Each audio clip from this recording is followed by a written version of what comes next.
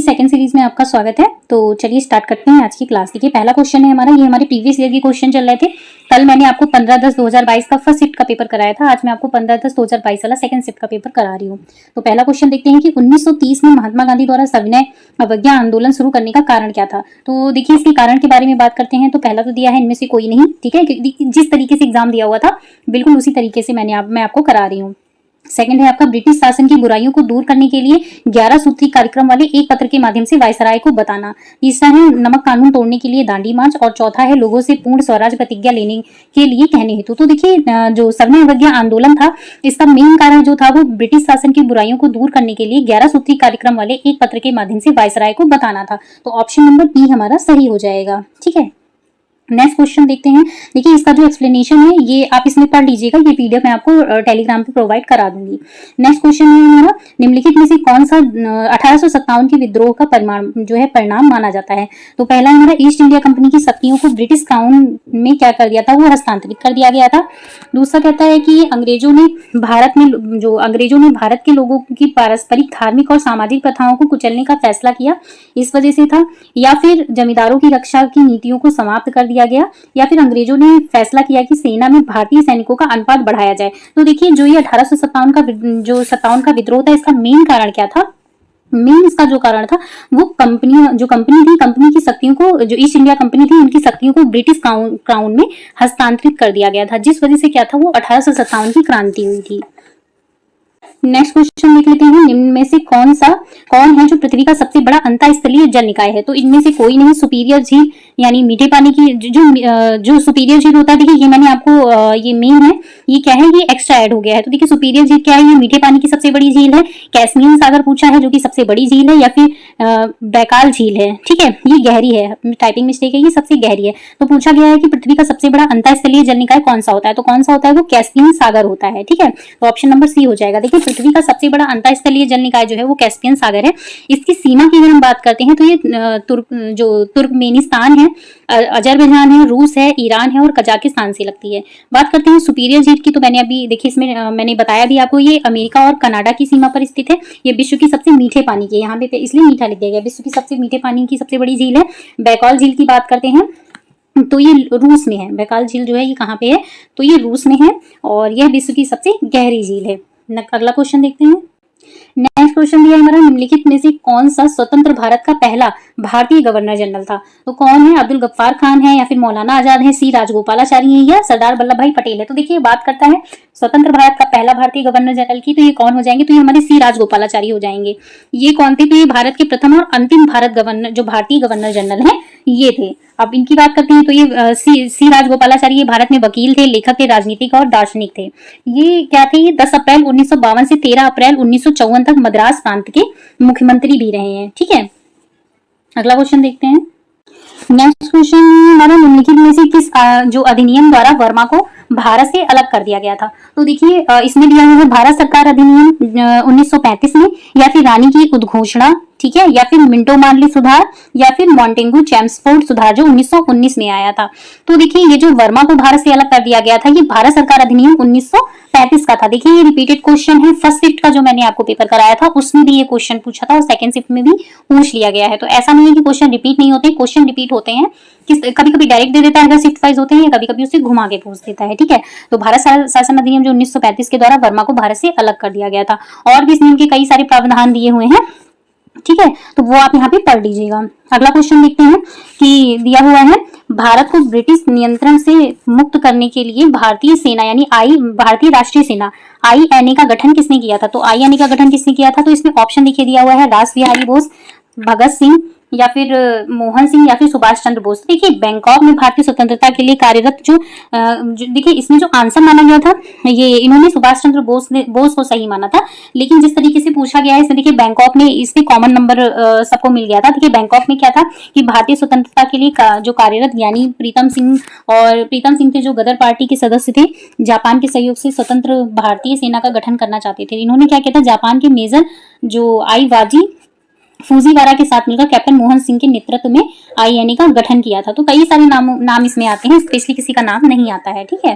तो इसमें देख लीजिएगा आप, इस तरीके से क्वेश्चन का जो है एक्सप्लेन किया हुआ है यहाँ पे। अगला क्वेश्चन देखते हैं। दिया हुआ है सागौन के जंगल भारत के निम्नलिखित में से किस राज्य में पाए जाते हैं? हिमाचल प्रदेश में पाए जाते हैं, मध्य प्रदेश में पाए जाते हैं, पंजाब या फिर झारखंड में पाए जाते हैं। तो देखिए सागौन भारत के कहाँ पे पाए जाते हैं? तो ये देखिए, ये उत्तर हो गया, दक्षिण, पूर्व, पश्चिम। तो ये कहाँ पे पाए जाते हैं? तो ये दक्षिण पूर्व एशिया के सबसे महत्वपूर्ण लकड़ी के पेड़ों में से एक होते हैं। कौन? सागौन में। तो भारत में सागौन के जंगल की बात करते हैं तो मध्य प्रदेश में पाए जाते हैं, महाराष्ट्र में पाए जाते हैं, कर्नाटक में, तमिलनाडु, केरल, आंध्र प्रदेश में पाए जाते हैं। सागौन की लकड़ी की बात करते हैं किस प्रकार के जंगलों में पाई जाती है? तो पर्णपाती जंगलों में पाई जाती है। तो ऑप्शन हमारा बी सही हो जाएगा। कहाँ पे? मध्य प्रदेश में पाए जाते हैं। ठीक है, वैसे भी मध्य प्रदेश में बहुत सारी जो है पेड़ पौधे जंगल हैं, इस वजह से भी आप गैस कर सकते हैं। अगला क्वेश्चन है, नेक्स्ट है हमारा, सामान्य वर्षा में अचानक वृद्धि हो जाती है और कई दिनों तक लगातार जारी रहती है, इसे मानसून का पूछा जाता है कि क्या कहते हैं? तो इसे मानसून का फटना यानी प्रस्फोट कहते हैं, यानी जिसको हम ब्रस्ट बोलते हैं। ठीक है, तो ये ऑप्शन नंबर सी हो जाएगा हमारा। अगला क्वेश्चन देख लेते हैं क्या दिया हुआ है। अगला क्वेश्चन है हमारा, जीएमटी का पूर्ण रूप क्या है? तो जीएमटी की अगर हम बात करते हैं तो ये ग्रीनविच टाइम होता है। ग्रीनविच टाइम के बारे में बात करते हैं तो ये ग्रीनविच मीन टाइम का अभिप्राय उस समय से होता है जो ग्रेट ब्रिटेन का मानक समय होता है, जो ये सेकंड वाला दिया है। ठीक है, इसकी बात हो रही है। और इंग्लैंड के निकट जो शून्य देशांतर पर स्थित ग्रीनविच नामक स्थान से गुजरने वाली काल्पनिक रेखा होती है, और जो प्राइम मेरिडियन या फिर शून्य देशांतर इसको कहते हैं। इसे देशांतर के समय को पूर्व देश मानक समय भी कहते हैं। भारत में बात करते हैं तो 82 डिग्री से 30 मिनट पूर्व यामोत्तर को जो मानक माध्यम रेखा माना जाता है। ठीक है, और ग्रीनविच समय है तो वही 5.5 घंटा आगे चलता है मानक समय से। ये कल भी आपको मैंने कराया हुआ था। नेक्स्ट क्वेश्चन है हमारा, प्रति 1000 लोगों पर जीवित जन्मों की जो वार्षिक संख्या को निम्न किस नामों से जाना जाता है? तो देखिए, इनमें से कोई नहीं है, यानी सामान्य जन्म दर है और कुल जन्म दर है, यानी जो क्रूड है वो अशोषित जन्म दर है। तो इनमें से कौन सा हो जाएगा? क्रूड की बात करते हैं हम। जो क्रूड है अशोषित जन्म दर होती है, जो कि एक वर्ष में पंजीकृत जीवित जन्मों की वार्षिक संख्या को कहते हैं। अगला बात करते हैं हम इसमें, नेक्स्ट क्वेश्चन की बात कर लेते हैं इसमें कि 1969 में कितनी प्रमुख निजी बैंकों का राष्ट्रीयकरण किया गया है? 12, 6, 14। तो देखिए 1969 में 14 बैंकों का राष्ट्रीयकरण किया गया था और 1980 को 6 अन्य बैंकों यानी अनुसूचित बैंकों का राष्ट्रीयकरण किया गया था। अनुसूचित बैंक ऐसा बैंक है जो रिजर्व बैंक ऑफ इंडिया की दूसरी अनुसूची में शामिल है। वर्तमान समय में भारत में सार्वजनिक अथवा राष्ट्रीयकृत बैंकों की अगर हम कुल बात करते हैं तो वो कितनी है? तो वो 12 बैंक हैं। अगला क्वेश्चन देखते हैं, 1991 के आर्थिक सुधारों के बाद जो दिया हुआ है, यानी यहाँ पे बाद डैश डैश डैश करके दिया हुआ है, उद्योग विशेष रूप से सार्वजनिक क्षेत्र के लिए आरक्षित थे। यानी 1991 के आर्थिक सुधारों के बाद ऐसे कौन से उद्योग थे जो विशेष रूप से सार्वजनिक क्षेत्रों के लिए आरक्षित थे? तो देखते हैं, इनमें से कोई नहीं। परमाणु ऊर्जा उत्पादन, मेट्रो परिवहन, संचार उद्योग विशेष। तो इनमें कौन से थे? तो वो परमाणु ऊर्जा उत्पादन जो था ये बहुत ही सार्वजनिक क्षेत्र के लिए आरक्षित किए गए थे।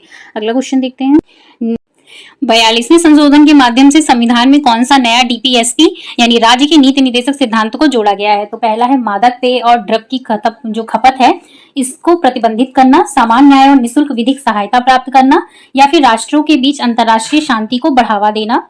ये टाइपिंग मिस्टेक है। शांति और सुरक्षा को बढ़ावा देना, सुविधाओं और अवसरों में समानता को कम करने की राज्य की आवश्यकता। तो देखिए इसमें क्या शामिल किया गया था? ये समान न्याय और निःशुल्क विधिक सहायता प्राप्त करना, जो प्रदान करना है, ये दिया गया था 42वें संविधान संशोधन के द्वारा। अगला क्वेश्चन देखते हैं, निम्नलिखित में से कौन से मौलिक कर्तव्य हैं? तो पहला है ये सभी, दूसरा है सार्वजनिक संपत्ति की सुरक्षा करना, तीसरा है वैज्ञानिक दृष्टिकोण और मानववाद विकसित करना, चौथा है भारत की संप्रभुता, अखंडता और एकता की रक्षा करना। तो मौलिक कर्तव्यों की अगर हम बात करते हैं तो इसमें क्या हो जाएगा? ये सभी होगा। मौलिक कर्तव्यों में सार्वजनिक संपत्ति की सुरक्षा करना भी आता है, वैज्ञानिक दृष्टिकोण और मानववाद विकसित करना भी आता है, भारत की संप्रभुता, अखंडता की एवं इसकी जो एकता है इसकी रक्षा करना भी आता है। इसके अलावा देखते हैं इसको लागू कब किया गया था? तो देखिए ये 26 जनवरी 1950 को जो लागू किए गए थे। भारतीय संविधान के मौलिक कर्तव्यों का इसमें क्या है? उल्लेख नहीं किया गया, यानी भारतीय संविधान में है ये, इसमें मूल कर्तव्यों का उल्लेख नहीं किया गया है, बाकी का इसमें एक्सप्लेन किया हुआ है, आप अच्छे से देख लीजिएगा। वर्तमान में हमारे 11 मौलिक कर्तव्य हैं। अगला क्वेश्चन है, सभी अम्लों में समान तत्व है, यानी जो सभी अम्ल हैं इनमें समान तत्व कौन सा होता है? तो वो कौन सा होता है? तो ये हाइड्रोजन होता है जो सभी अम्लों में उपस्थित होता है। ठीक है, हाइड्रोजन की खोज किसने की थी? तो ये 1766 में हेनरी कैवेंडियस ने की थी। योजना आयोग के अंतिम उपाध्यक्ष कौन थे? तो इसमें कौन थे? ये श्री मोंटेक सिंह अहलूवालिया थे। ठीक है, और ये इनकी जो योजना आयोग थी इसकी स्थापना कब हुई थी? तो ये 15 मार्च 1950 को हुई थी। इसका मुख्य उद्देश्य क्या था? तो वो देश के संसाधनों के सर्वाधिक जो प्रभावी तथा संतुलित है इसके उपयोग के लिए योजना बनाना था। भारत का प्रधानमंत्री योजना आयोग का अध्यक्ष होता है। पूछता है कि योजना आयोग का अध्यक्ष कौन होता है? तो वो प्रधानमंत्री ही होता है। और 1 जनवरी 2015 को योजना आयोग का जो के स्थान पर नीति आयोग की स्थापना कर दी गई थी। तो इसका नाम जो है वो 1 जनवरी 2015 को बदल दिया गया था। ठीक है, अगला क्वेश्चन देख लेते हैं।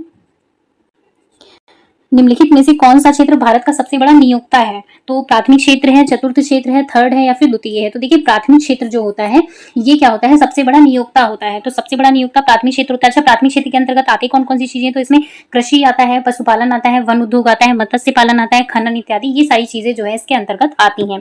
नेक्स्ट क्वेश्चन देखते हैं। निम्नलिखित में से किस राज्य को हरित क्रांति के लिए भारत में आरंभ स्थल के रूप में जाना गया है? तो हरित क्रांति की बात अगर बात करते हैं तो सबको पता है कि ये पंजाब राज्य की बात हो रही है। यहाँ पे हरित क्रांति को 1960 में यानी 1960 के दशक में जो नॉर्मन बोरलॉग द्वारा शुरू किया गया था। इन्हें विश्व में हरित क्रांति का जनक के रूप में जाना जाता है। हरित क्रांति में पूछता है कौन कौन सी फसलें थी विशेषकर? तो ये गेहूं और चावल थी, और इसके उत्पादन में ही क्या हुआ था? बहुत ही ज्यादा वृद्धि हुई थी। हरित क्रांति के लिए भारत में प्रारंभिक स्तर के रूप में अगर बात करते हैं तो पंजाब के साथ साथ इसमें क्या था? वो हरियाणा भी था और उत्तर प्रदेश को भी चुना गया था, यानी पश्चिमी उत्तर प्रदेश को चुना गया था। ठीक है, बाकी ऑप्शन में पंजाब दिया है तो हम पंजाब को लगाएंगे। निम्नलिखित में से कौन सा अनुच्छेद अल्पसंख्यकों के हितों के आरक्षण के लिए जाना जाता है? यानी कौन सा इनके हितों के आरक्षण के लिए है? तो वो आर्टिकल 29 हो जाएगा। ठीक है, आर्टिकल 29 में अगर हम बात करते हैं तो वो अल्पसंख्यकों के हितों की बात करता है। और जो आर्टिकल 30 है वो शैक्षिक संस्थानों की स्थापना और प्रशासन में अल्पसंख्यक वर्ग हैं इनके अधिकारों की बात करता है। आर्टिकल 26 की अगर हम बात करते हैं तो आर्टिकल 26 में धार्मिक कार्यों के प्रबंध की स्वतंत्रता की बात की गई है। आर्टिकल 27 की बात करते हैं तो ये किसी विशिष्ट धर्म की अभिवृद्धि के लिए करों के बारे में संप्रदाय होता है इसकी स्वतंत्रता के बारे में बात करता है। ठीक है, इन्होंने इसे लोहा पर तनु सल्फ्यूरिक अम्ल की अभिक्रिया से प्राप्त किया था। यह आवर्त सारणी का सबसे पहला तत्व है जो कि सबसे हल्का भी है। ब्रह्मांड में यह प्रचुर मात्रा में पाया जाता है। तो कौन सा हो जाएगा? ये हाइड्रोजन हो जाएगा। अगला क्वेश्चन देखते हैं। नॉन स्टिक खाना पकाने के बर्तनों से लेपित होते हैं, यानी जो खाना पकाने वाले बर्तन होते हैं नॉन स्टिक वाले, ये किससे लेपित होते हैं? तो ये टेफ्लॉन से लेपित होते हैं।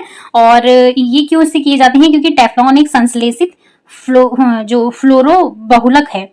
यह अनेक कार्यों के लिए उपयोगी है। इस पर ऊष्मा, अम्ल और क्षार का प्रभाव नहीं पड़ता है। यह विद्युत धारा का कुचालक भी होता है। तो कौन सा हो जाएगा? वो टेफ्लॉन हो जाएगा।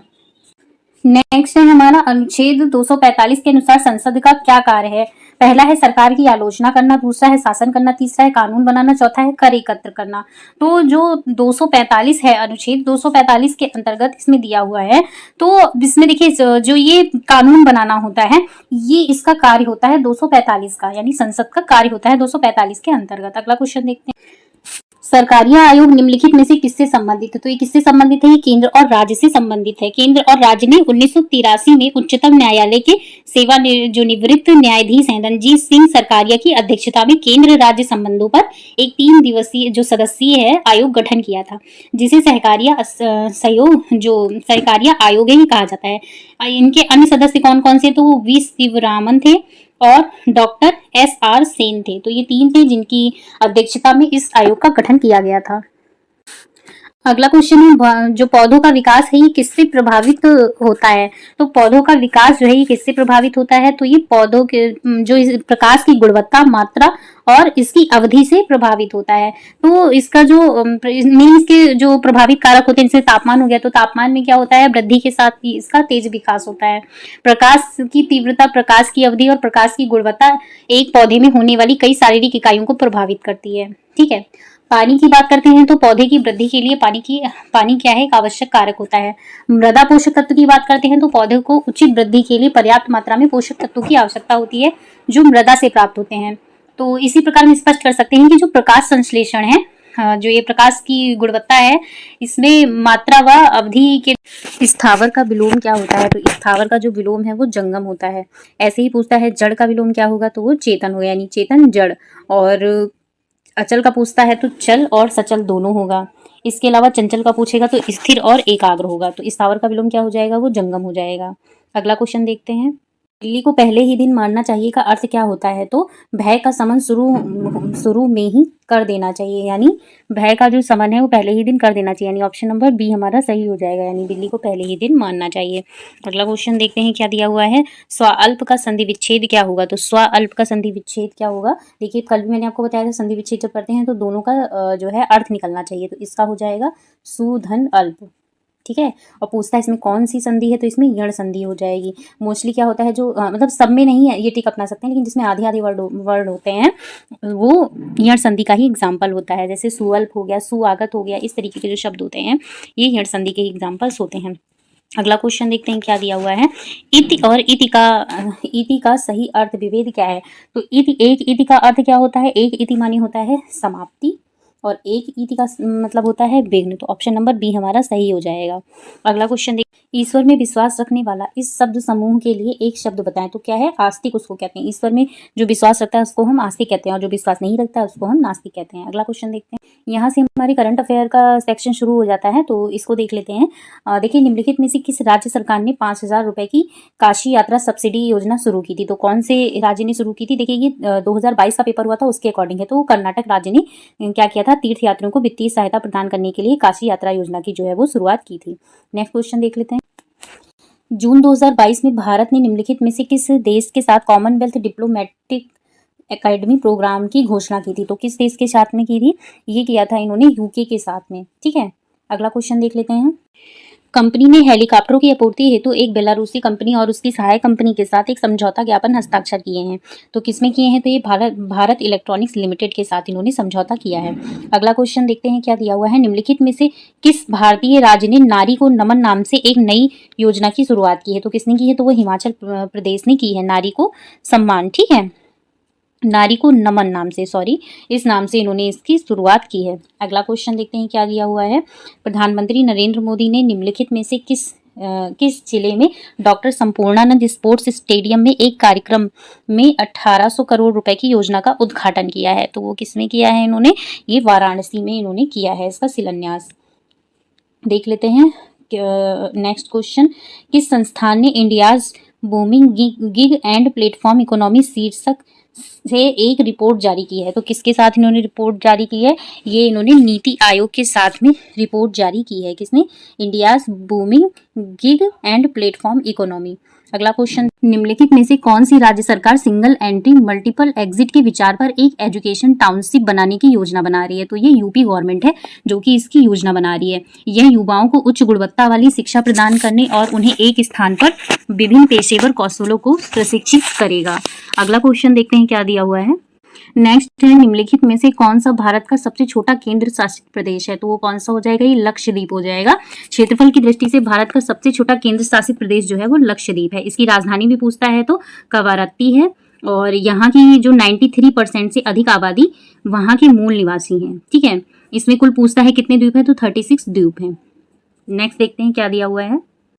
छात्र पारिस्थितिकी के लिए एक नया डिजिटल प्लेटफॉर्म कैंपस पावर किस बैंक के द्वारा लॉन्च किया गया है, तो ये आईसीआईसीआई बैंक के द्वारा लॉन्च किया गया है। कब किया गया था, तो ये 23 जून 2022 को लॉन्च हुआ था, यानी भारत और विदेशों में उच्च शिक्षा हासिल करने के इच्छुक छात्रों की जरूरतों को पूरा करने के लिए अपनी तरह का एक डिजिटल प्लेटफॉर्म यानी कैंपस पावर लॉन्च हुआ है। नेक्स्ट क्वेश्चन देखते हैं क्या दिया हुआ है। भारत के कितने राज्य बांग्लादेश के साथ अपनी सीमा साझा करते हैं, तो भारत के 5 देश ऐसे हैं जो कि बांग्लादेश के साथ अपनी सीमा साझा करते हैं। जान लेते हैं कौन कौन से हैं, तो ये असम हो जाएगा, मेघालय हो जाएगा, त्रिपुरा हो जाएगा, मिजोरम हो जाएगा और पश्चिम बंगाल हो जाएगा, ठीक है। तो ये 5 देश हैं, 5 राज्य हैं जो कि बांग्लादेश के साथ में अपना जो है सीमा साझा करते हैं, ठीक है। भारत के ये 5 राज्य हैं। अगला क्वेश्चन देखते हैं। निम्नलिखित में से पोलैंड की राष्ट्रीय मुद्रा क्या है, तो वो ज़्लोटी है जो कि पोलैंड की राष्ट्रीय मुद्रा है। नेक्स्ट दिया हुआ है, उत्तर प्रदेश का लोकप्रिय शास्त्रीय नृत्य कौन सा है, तो ये कथक हो जाएगा। भरतनाट्यम की बात करते हैं तो ये कहाँ का है, ये तमिलनाडु का है। कथकली कहाँ का है, तो ये केरला का है। कुचिपुड़ी है आंध्र प्रदेश, ओडिसी है ओडिशा का, सस्त्रिया है असम का, मणिपुरी है मणिपुर का, मोहिनीअट्टम है केरल का, ठीक है। अगला क्वेश्चन देखते हैं। निम्नलिखित में किसके पास लोकसभा स्थगित करने की शक्ति है? तो ये लोकसभा अध्यक्ष के पास में लोकसभा को स्थगित करने की शक्ति होती है। अगला क्वेश्चन देखते हैं, अंतरराष्ट्रीय अहिंसा दिवस निम्नलिखित में से किस दिन मनाया जाता है? तो ये 2 अक्टूबर को मनाया जाता है।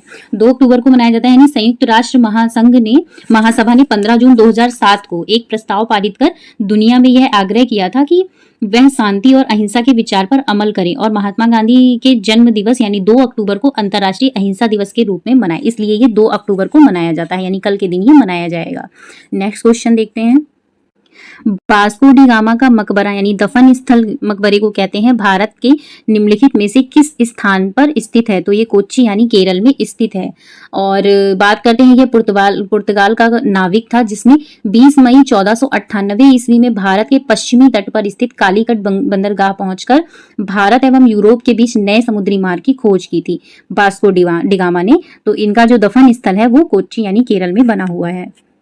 अगला क्वेश्चन देखते हैं क्या दिया है, थॉमस कप निम्नलिखित में से किस खेल से संबंधित है? तो थॉमस कप जो है ये बैडमिंटन से संबंधित है। इसके अलावा देख लेते हैं कि क्रिकेट की बात करते हैं तो इसमें कौन कौन से होते हैं, इसमें शारजात कप होता है, रणजी ट्रॉफी होता है, देवधर ट्रॉफी होता है, ईरानी ट्रॉफी, विजय हजारे ट्रॉफी। और टेनिस की बात करते हैं तो डेविस कप होता है, हॉफमैन कप होता है और फेडरेशन कप भी इसी में आते हैं। और भी बैडमिंटन में जो थॉमस कप के अलावा कौन कौन से होते हैं, उबेर कप होता है, सुधीर रमन कप होता है और अब्दुल रहमान कप भी इसी के अंतर्गत आते हैं, बैडमिंटन के अंतर्गत। तो थॉमस कप इसका हो जाएगा, वो बैडमिंटन का हो जाएगा। नेक्स्ट क्वेश्चन देखते हैं, ग्लोबल वार्मिंग का अपेक्षित परिणाम क्या है? यानी समुद्र के स्तर में वृद्धि, तटीय रेखा में परिवर्तन, फसल पैटर्न में परिवर्तन, यानी ये सभी हो जाएगा ग्लोबल वार्मिंग के अपेक्षित परिणाम के रूप में। अगला क्वेश्चन दिया है, प्रसिद्ध पुस्तक जो है विंग्स ऑफ फायर, ये किसकी आत्मकथा है? तो ये एपीजे अब्दुल कलाम की आत्मकथा है। कौन सी? Wings of fire. Next question देखते हैं, देखिए अगले जो क्वेश्चन है वो पैराग्राफ के दिए हुए हैं। पिछले वीडियो में मैंने आपको पैराग्राफ के सिर्फ क्वेश्चन आंसर कराए थे, लेकिन इस बार मैं आपको पैराग्राफ भी कराऊंगी। तो नेक्स्ट क्वेश्चन जो है वो पैराग्राफ के हैं, तो चलिए स्टार्ट करते हैं। पैराग्राफ दिया हुआ है, इसको आप पढ़ लीजिएगा, मैं आपको इसके क्वेश्चन आंसर करा देती हूँ। देखिए आजकल पढ़े लिखे नवयुवक विदेश क्यों जाते हैं? सर्वाधिक सबल जो तर्क है ये कौन सा लगता है? तो ये माँ बाप का सपना पूरा करने, सुख चैन की जिंदगी बसर करने तथा समाज में प्रतिष्ठा बढ़ाने के लिए जाते हैं। तो गद्यांश के अकॉर्डिंग इसका आंसर बी हो जाएगा। नेक्स्ट है, इस प्रकार के व्यवहार से वे हमारे साथ कैसे रह पाएंगे? यहाँ ऐसे कौन से व्यवहार की ओर संकेत है जिससे उनकी संतान उन्हें अपने साथ नहीं रख पाती है? तो बच्चों के परिवार के सदस्य यानी पत्नी और उनके बच्चों के रहन सहन, खान पान, पहनावे और चाल चलन ऐतराज पर कटाक्ष करते होंगे, इस कारण वे नहीं रह सकते हैं। अगला क्वेश्चन देखते हैं। नेक्स्ट क्वेश्चन है, विदेश में जा बसे बच्चों के व्यवहार परिवर्तन के लिए कौन दोषी है? अनुच्छेद को ध्यान में रखते हुए सर्वाधिक प्रबल जो तर्क है उसको चुनने के लिए कहा गया है। तो कौन सा होगा? अधूरे संस्कार। अगला देख लेते हैं, विदेश में जा बसे बच्चों के माँ बाप अपने द्वारा भोगे जाने वाले कष्टों और दुश्चिंताओं की चर्चा किसी से क्यों नहीं करते हैं? तो ये क्यों नहीं करते हैं? इसमें देखिए जग हंसाई से बचने के लिए वे अपनी जो दुश्चिंता होती है उसकी चर्चा नहीं करते हैं। अगला क्वेश्चन देखते हैं, बच्चों की शिकायत है कि माँ बाप पत्नी और बच्चों के साथ एडजस्ट नहीं करते और अपनी पुरानी जमाने की चीजों को यहाँ थोपना चाहते हैं। इसके लिए कौन सही में दोषी है? तो इसके लिए दोनों पीढ़ियों का अंतराल जो है ये दोषी होता है। नेक्स्ट देखते हैं, ये देखिए सेकंड पैराग्राफ दिया हुआ है, इसके हम क्वेश्चन आंसर देख लेते हैं।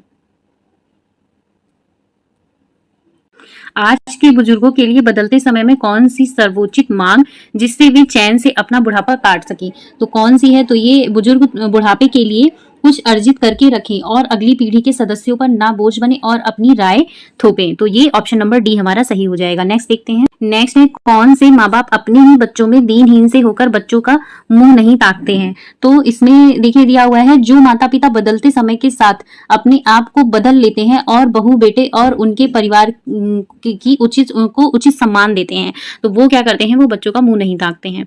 अगला क्वेश्चन देखते हैं, देखिए पैराग्राफ के क्वेश्चन है, इसमें निजी जिंदगी का कोई लेना देना नहीं होता है, इसी से छांट के आपको देने हैं। अगले में दिया हुआ है, माता पिता द्वारा प्यार दुलार और समस्त संसाधनों के दिए जाने के बावजूद आज की युवा पीढ़ी से वह आत्मीयता गायब है जो पुरानी पीढ़ी तक विद्यमान थी। इसका सबसे उचित कारण क्या हो सकता है? तो आप इसमें पैराग्राफ में छांटिएगा, मैं आपको इसका आंसर बता देती हूँ। तो देखिए क्या होगा, माता पिता द्वारा जो देते हैं, तो देखिए पीढ़ियों के अंतरण के कारण जीवन मूल्यों के बदलने से युवा पीढ़ी अदूरदर्शी जो ये दिया हुआ है और असहनशील होती जा रही है और इसकी ग्रहणशीलता कम होती जा जा रही है। तो ऑप्शन नंबर ए हमारा सही आंसर हो जाएगा। अगला है, संतान के साथ रहने की इच्छा होते हुए भी कई माँ बाप के अकेले रहने का कारण कौन सा है? सबसे प्रबल जो तर्क है वो कौन सा है? तो माँ बाप का संतान और उसके परिवार के प्रति रूखा व्यवहार, वाणी का असंयम और बहू बेटे की जिंदगी में ज्यादा दखल अंदाजी, ये सारे कारण जो है ये इसके लिए जिम्मेदार होते हैं। अगला क्वेश्चन देखते हैं, क्या कौन से बच्चे अपने माता पिता को वृद्धाश्रम में भेज देने की बात करते हैं?